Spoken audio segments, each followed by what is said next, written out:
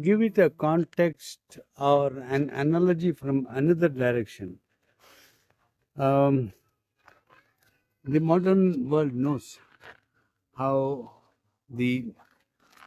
long back the internal combustion engine was discovered, and then they discovered the steam engine and the railway line, and then they discovered how to have generators and to turn uh, the uh, the magnetic waves to produce electricity. So much of actual scientific research or development of knowledge.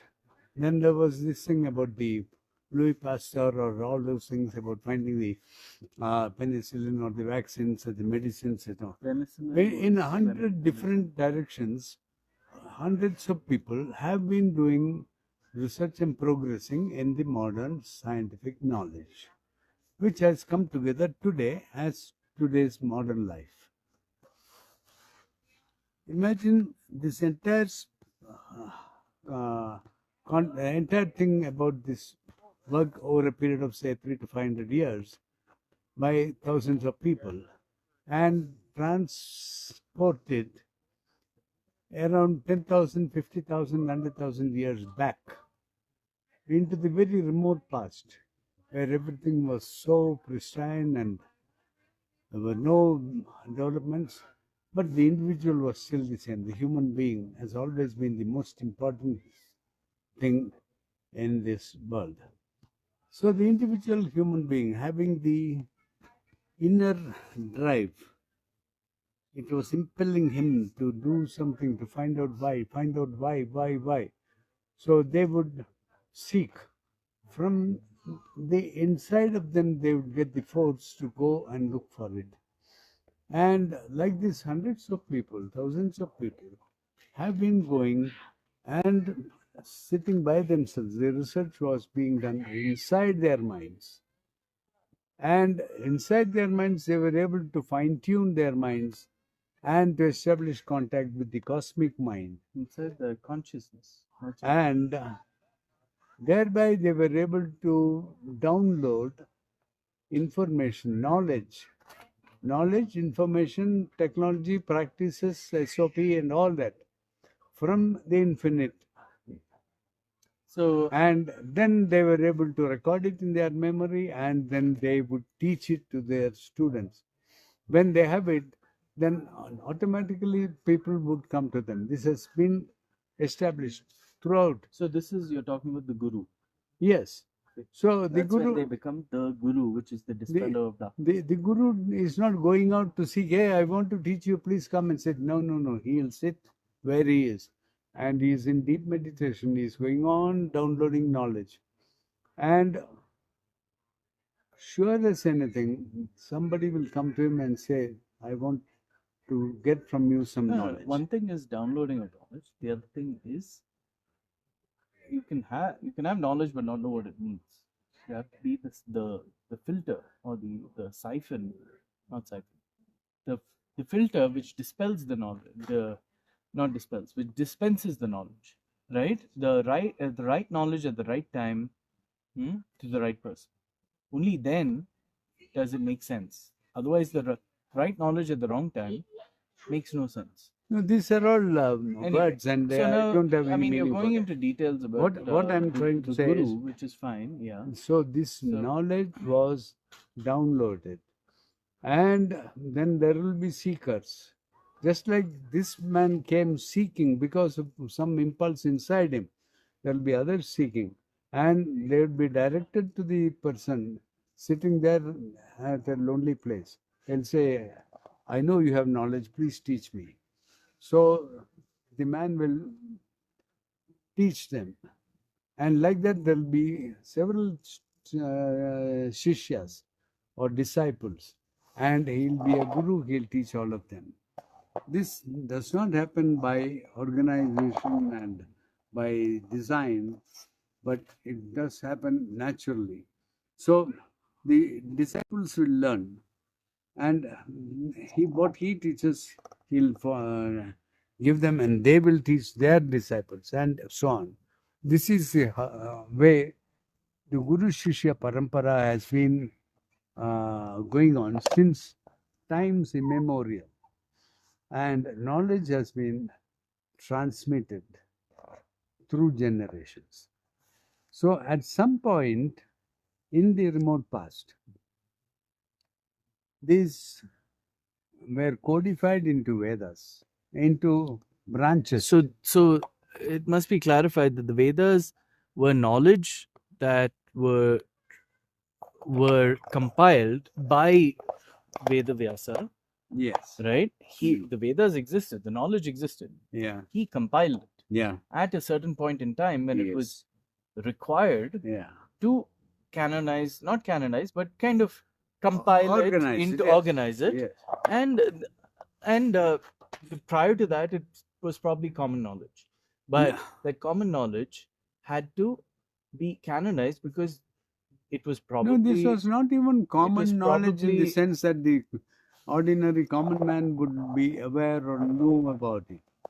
This was knowledge which was highly advanced and not within the understanding of the ordinary man who is cutting wood or plowing field. And So Ten- what I imagine would have happened is there would have been a time when there was a certain reduction in the awareness of this knowledge, and it all had to be compiled. And that's when Vyasa decided this was important and compiled it. It was existing, that's what they call Shruti, it was existing knowledge, Yeah. which all he did was compile it. yeah, Vyasa compiled it. Like today, if we have no printing technology and no libraries and all that, but there's so much of knowledge on the various fields of endeavor, like in the science, in the medicals, in the engineering, in the various things. Then it is all there. So somebody says, "Oh, this may be lost, so I should codify, compile, and organize it." That sort of thing happened when Vyasa did it. That's why he is known as the father of this. So, this knowledge is not something which somebody has created. It has been given to man through the apparatus inside his mind. And it is very clearly available to us, like in our today's computer or TV or radio, where you tune the instrument. And it is there in the air, it will come downloaded. So that is clearly understood nowadays. So these were then different people compiled it, had got their own lines of this. So they were then codified according to that, like Yajnavalkya, Markandeya, this, that. So we are getting in. Let's let's separate it or kind of delineate it into. So there's two things that we have touched upon, right, which we'll discuss it further in later episodes. We'll have dedicate individual episodes to them. Is scripture and the people, right? Or the enlightened beings or whatever. We have different names for them in different based on their different functions. So one would be scriptures, the other would be people.